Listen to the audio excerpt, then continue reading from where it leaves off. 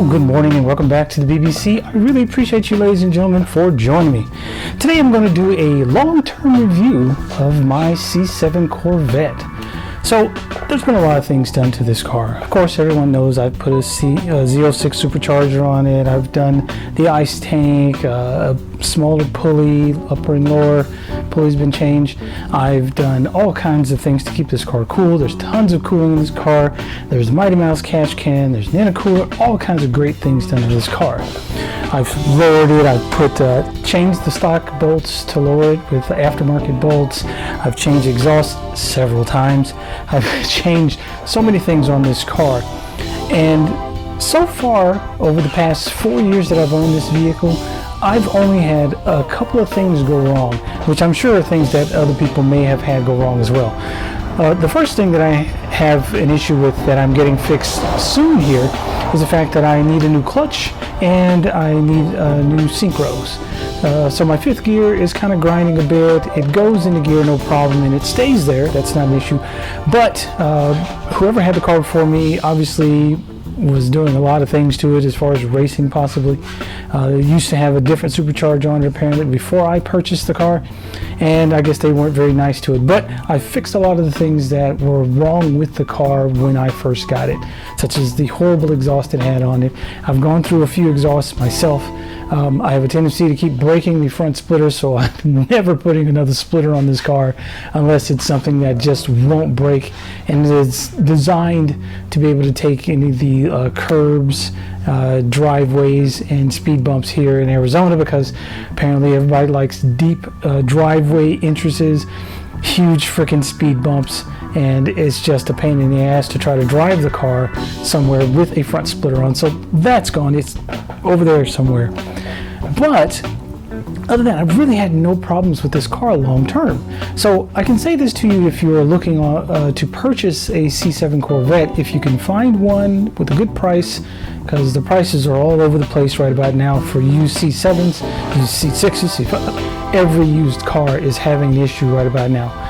But I can say this much: I've had fewer problems with this car than any car I've ever owned, other than when I had a 2000 Toyota Camry V6 XLE, which was a wonderful car, and someone else thought it was wonderful too because they stole it. But this car so far has been the best vehicle as far as maintenance wise that I've had. Anything that has gone wrong with the car has been because of something I did, and that's about it. It hasn't had any mechanical failures to where something's just blown up. Even after putting the supercharger on this car, the engine still runs strong, even though it still has stock internals, which is going to be changing here hopefully within the next month. I've finally got everything together to where I will be able to change out the internals in the car. So I'm going to rebuild the bottom end. I'm going to make sure everything is forged, pistons, rods, new bearings, you name it. The crank is already forged, so that's not an issue. But I will be doing all kinds of great things. I may even replace the heads because I want some higher flow heads as well, maybe Frankenstein or whatever I can find.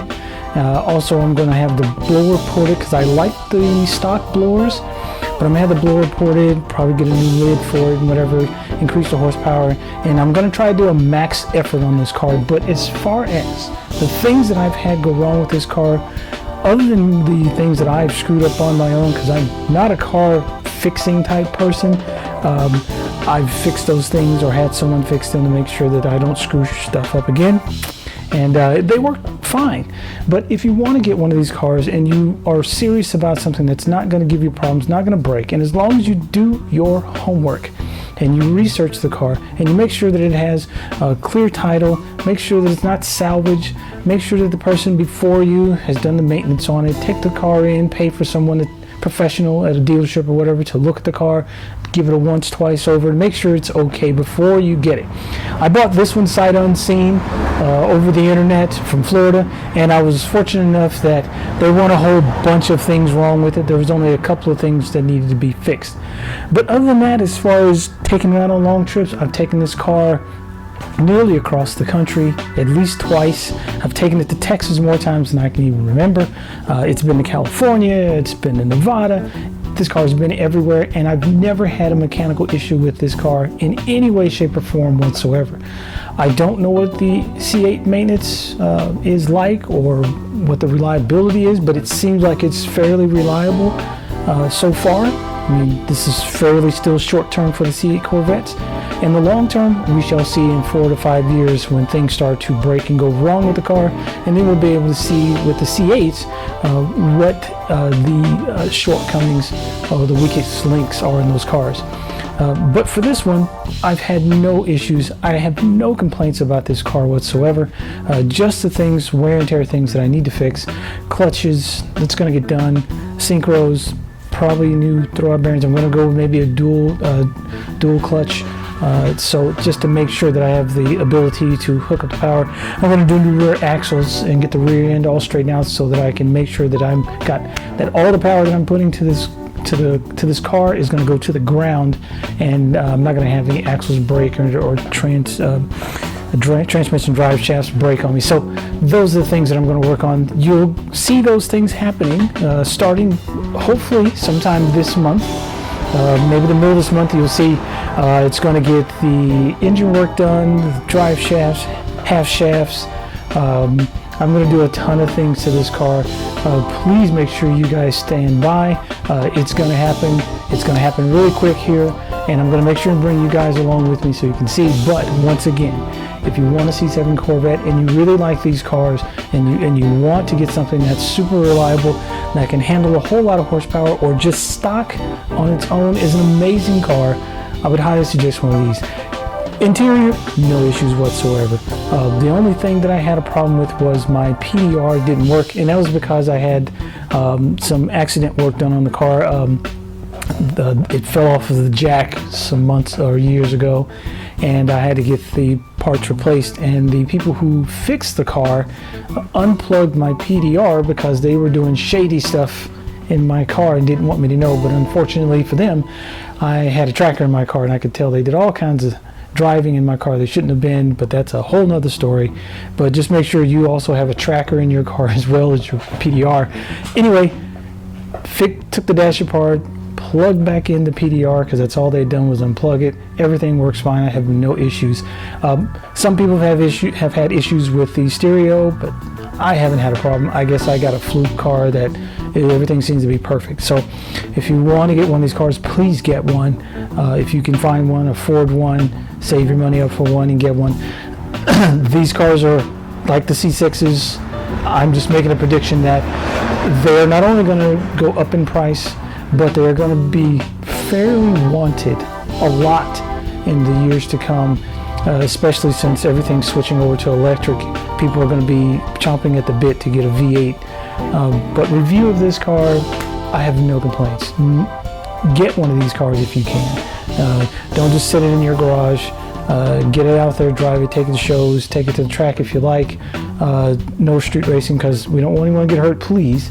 But these cars are mega reliable, super great vehicles. I'll never get rid of this car if I can ever help it. I will probably most likely get a C8 Z06 or ZR1, hopefully in the future, maybe a couple of years from now, because then I'll be able to afford it, hopefully, and I'll get one of those cars. When I do, I'll make sure and review that one as well for you guys and let you know when I'm going to get it delivered. Oh, shoo, almost gave some stuff up. Anyway, you guys have a great day. Please be safe out there. And remember, if you're going to speed, please try to keep it under 100. Because if you don't, remember, it's your ticket and you're going to have to pay it. Have a great day and please be safe out there. Also, don't forget to put very good tires on your car. The tires I had on here before when I first got the car, the stock ones were horrible. It was like driving on butter. So I had to fix that by buying different tires. I ended up buying these Extreme Contacts Sports, which are fantastic. Continental makes some great tires. They hook very well. Unfortunately, after I put the supercharger on, they still hook, but not as much as they would hook if I would have not had so much horsepower going to the tires. So yeah, I'm going to have to change tires here. I've been looking at tires. I'm kind of confused on what to get. I want something, I don't want a drag radial because I want to be able to drive the car daily and not have issues. So I'm looking for something that's going to have lots of traction, but not be something that's going to wear out every 5 minutes, every 3,000 miles, or that's going to just cause me problems or having noise. So if you guys know of any great tires out there that I can put on this car that are going to be able to handle the horsepower that it's about to have, I'm going to say probably 700 to 800 horsepower to the rear tires. Yeah, shoot me a comment so that you can tell me what you have, and if it works really good with about 700 to 800 horses, I'd really like to know before I go out and buy something else. I'll do some research myself, but you guys are probably more professional and experts than I am and have done this longer. So if you've got great tires on your car that are super sticky, please let me know. I'd like to check some out. So have a great day, guys.